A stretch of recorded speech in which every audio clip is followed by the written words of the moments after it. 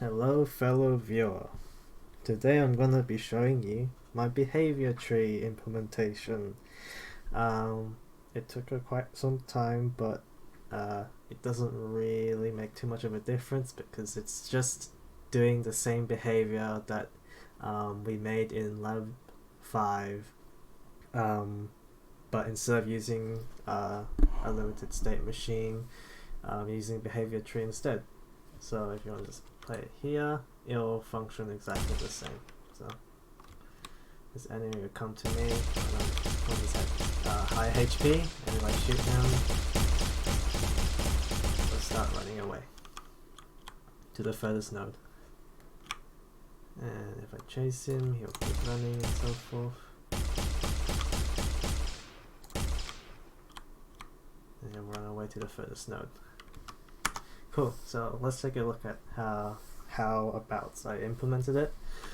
So starting with the behavior tree, I basically created a bunch of nodes, each with their unique effects, which I'll show a bit later. I add them to each other to get appropriate hierarchy, and then I basically run this tree. And the way this behavior tree runs is that it functions recursively. So it starts at a root node that updates until a certain parameter has been met. For example, in this case, when the player health is 0. And this works by calling its children's update functions, which then proceeds to call their own children's update functions. And each update function will return a status, which I'll get into a bit later, but which basically informs how its children and itself has performed, such as like whether its task has been successful, it failed, or it's still running. To give a bit of a visualization here, I'm going to show you a bit about how it works. So initially it'll start off in the root node, and then it'll run its children. So in this case, you'll always run the left child or first child first, so you're running the first child. And in this case, a sequence a bit special. It's going to run all its children until there's a failure. So in this case, let's say player visible it visits its child player visible. Player visible will, in this case, let's say it fails. It'll fail this one. Sequence 2 will fail, which will go back up here to it'll go back up to the root. And then it'll start visiting sequence 3. In the case that it's successful, player visible, success, it'll go to the second selector here, and then the selector will do the exact same thing. It'll run its children until selector's a bit different. It'll run its child until there is a success. So in this case, it'll run decorator. Let's say decorator fails. It's going to run charge, and charge, let's say it's successful. It'll return to selector 1, say it's successful, return to selector 2, let's say it's successful, go back to the root node. And it'll repeat this until the player HP in the case has reached 0. And so I guess with this like high level understanding of the how behavior trees work, let's get into the implementation. So everything derives from this node class, and this node class has all the basic functionalities you need. So returning the status of the current node, resetting these are just helpful ones. The core ones are the fact that it has children and can clear the children. And so composite derives from this, but we're not going to get into that because the important ones are just selector. So selector derives from composite, and essentially it runs, or in this case I have a restriction here that makes it so that it only runs once per frame, but it basically loops through its children until a child returns success or passes through all the children. So you can see here, if it's true then it's success, otherwise it's a failure, and so keep running. And then sequences, same thing, but just the opposite. It'll run until there's a failure.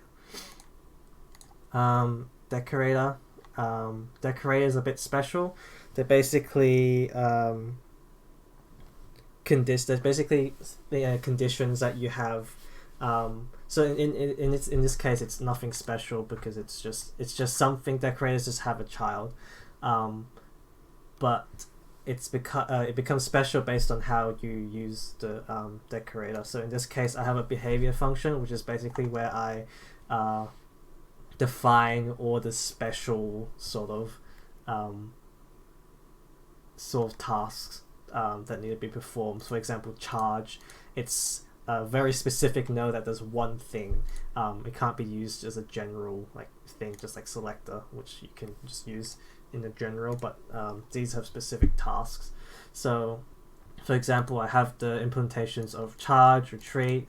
These are just the same thing as we did in before patrol, and here we have a player check. So this is essentially this player visible thing.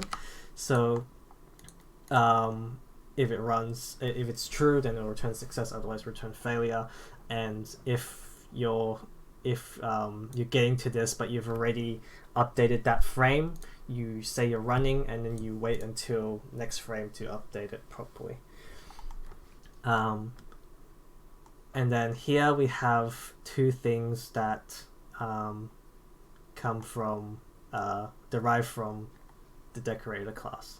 So here you have a health check. So essentially it will prevent the child from being run as long as health is above a certain threshold. So if it's below a certain threshold, it'll let the child run.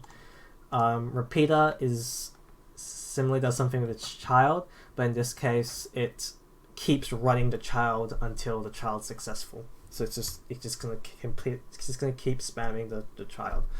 And then I guess now that we have a better understanding of that, we have a better understanding of what's happening here in the behavior tree. So basically I'm just creating all these sequences, just creating all of them, health checks and so forth, and I'm making pointers all of them because to prevent object slicing.